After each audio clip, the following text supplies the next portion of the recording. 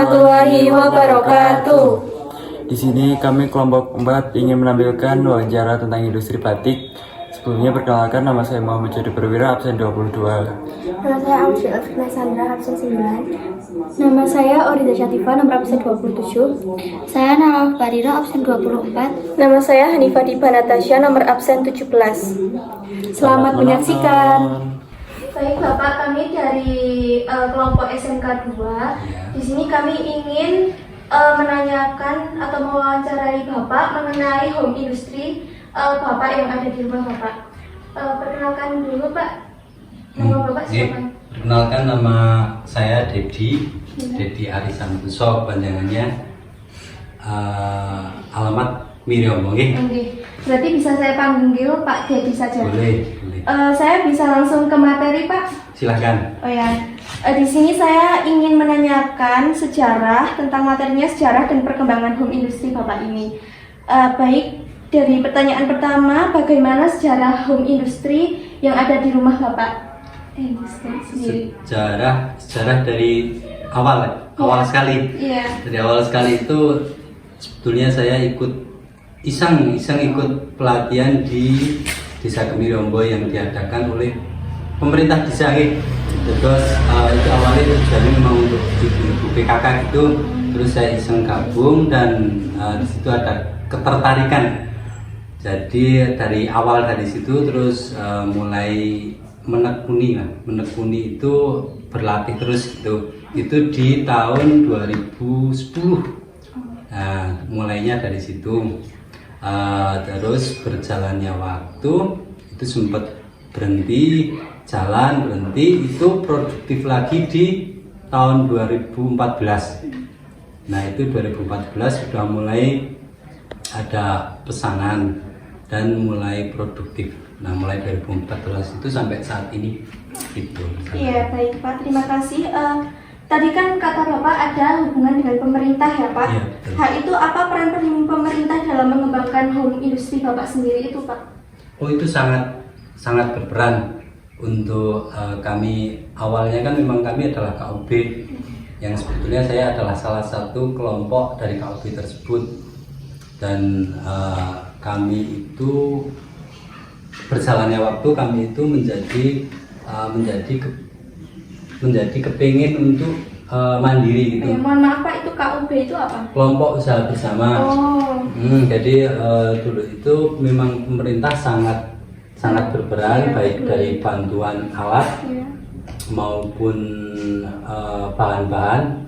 Itu di tahun-tahun 2000 awal-awal 2014 itu banyak sekali yang diberikan ke kami. Bahkan saat ini juga ada bantuan berbentuk IPAL tahu ya? IPAL itu jadi limbah batik kami. Oh iya. Itu pengelolaan limbah batik di saat keluar nanti sudah jadi air yang aman untuk lingkungan gitu.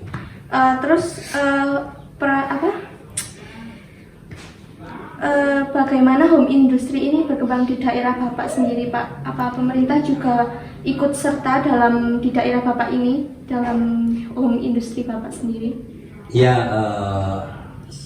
intinya pemerintah sangat mendukung untuk UMKM karena kami masih terbilang UMKM. Itu baik dari pemerintah desa maupun tingkat kecamatan itu sangat mendukung, karena beberapa bentuk dukungan itu termasuk membuat seragam seperti itu. Seluruh perangkat kecamatan Bawang ini juga alhamdulillah pakai dari kami. Baik, pertanyaan selanjutnya, faktor-faktor apa saja Pak yang mempengaruhi perkembangan home industry yang ada di rumah Bapak sendiri? Apa ya, kalau untuk yang mengaruhi perkembangan itu mungkin sebetulnya itu dari diri saya. Itu karena rasa saya ingin memberdayakan lingkungan, terutama untuk ibu-ibu yang nganggur lah. Jadi yang memotivasi saya untuk terus pengangguran ya Pak di daerah Bapak. Betul, karena memang banyak sekali kalau di sini. Kalau zaman dulu ibu-ibu itu masih sering ke kebun. Iya, Tapi rumah. iya, tapi saat ini kalau udah kerjaan rumah selesai ya tiktokan lah.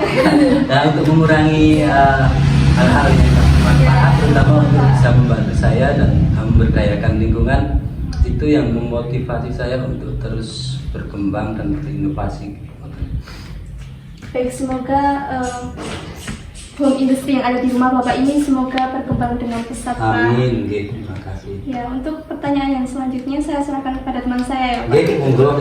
Kita lanjut ke pertanyaan selanjutnya ya. Tentang proses produksi atau operasional utama. Ya. Yang pertama, apa proses produksi utama dalam home industry ini?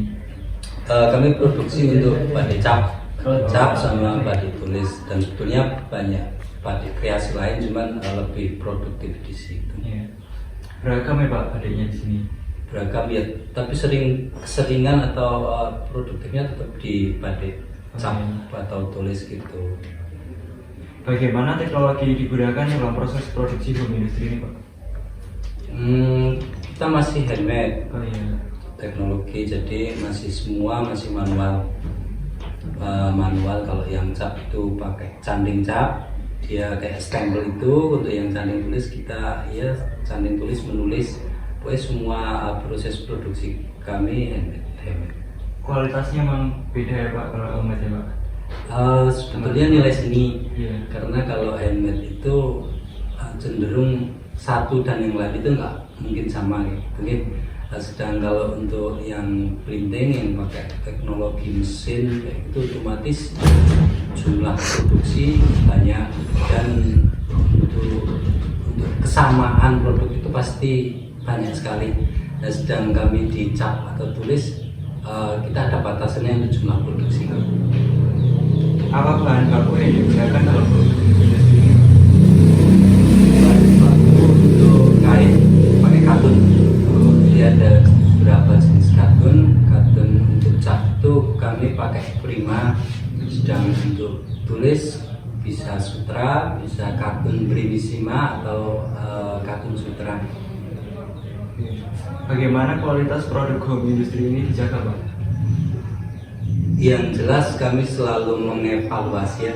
Jadi kalau di batik itu nggak ada yang namanya pakar, itu nggak ada. Jadi kami terus belajar, karena setiap desain itu perlakuannya akan selalu berbeda, makanya nggak bisa disepelekan. Setiap produksi harus benar-benar diperhatikan, baik dari desain maupun perlakuan, itu kami selalu jaga. Apa peran manajemen dalam proses produksi home industry ini Pak? Manajemen dalam produksi atau pemasaran atau apa? Produksi. Kalau manajemen produksi itu ada beberapa tahap, memang ada beberapa yang bagian desain, ada yang mensanding, ada yang pewarnaan, dan itu kita untuk tenaga yang membantu kita bagi untuk beberapa produksi. Oh, iya. Baik, terima kasih Pak. Pertanyaan selanjutnya saya serahkan ke teman saya. Apa tantangan utama Bapak yang dihadapi dalam home industry ini? Tantangannya banyak. Terutama persaingan pasar, karena di Temanggung khususnya batik belum bisa menjangkau harga yang lebih murah dibandingkan Pekalongan atau Solo. Jadi itu menurut saya adalah tantangan terbesar, supaya seluruh nggak cuma ASN atau menengah ke atas yang bisa memakai produk di Temanggung khususnya. Jadi seluruh masyarakat itu bisa menerima produk. Itu menjadi salah satu tantangan. Selisih harga di Temanggung sama di Pekalongan itu lumayan jauh, jadi untuk bersaing secara kuantitas itu menjadi tantangan. Nah, terus bagaimana home industry dapat meningkatkan perekonomian lokal?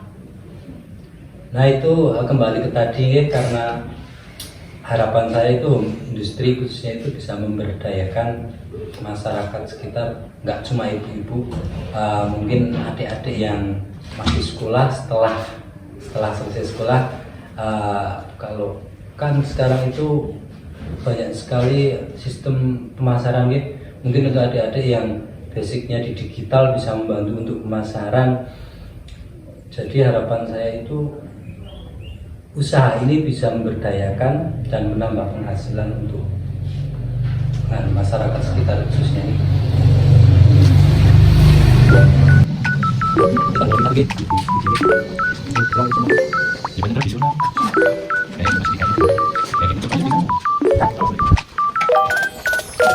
Ini proses keluar kan semet, masak, terus proses rebus ini. Kalau kualitasnya nggak bagus, terus diulang.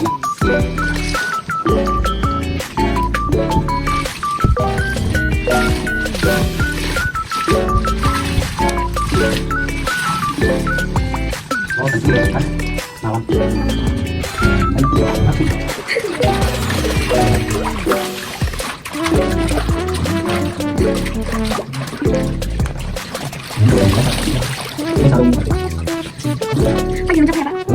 Boleh tunggu di situ. Boleh.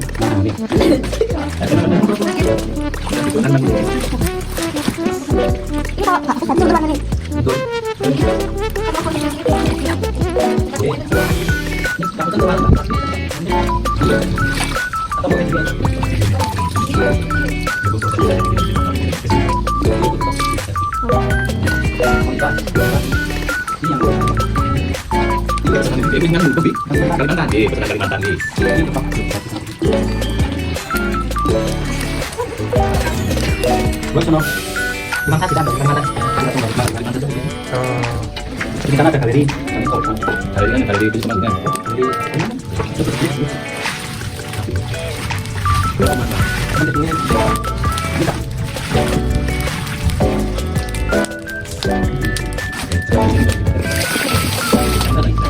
Ini saya yang berjualnya nanti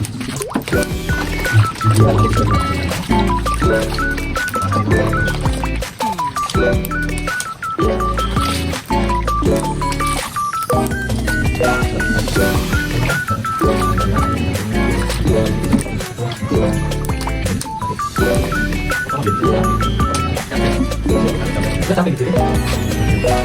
Kasih sudah.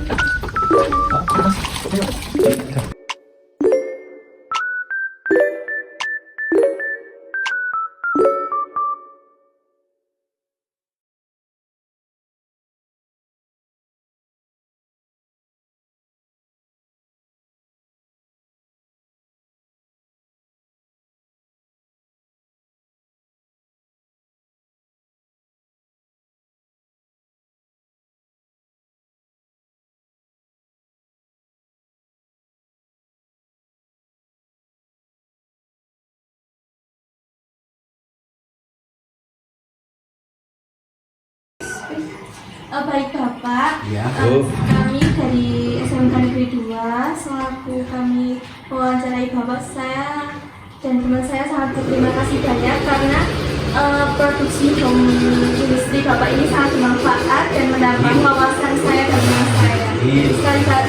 Sekali lagi saya terima kasih ya Pak. Ya, sama juga saya terima kasih sekali untuk adik-adik dari SMK dan memotivasi untuk nanti setelah sekolah. Oke. Terima kasih banyak Pak. Sekian video dari kami, semoga bermanfaat bagi kita semua dan menambah wawasan kita semua. Terima kasih. Terima kasih. Terima kasih.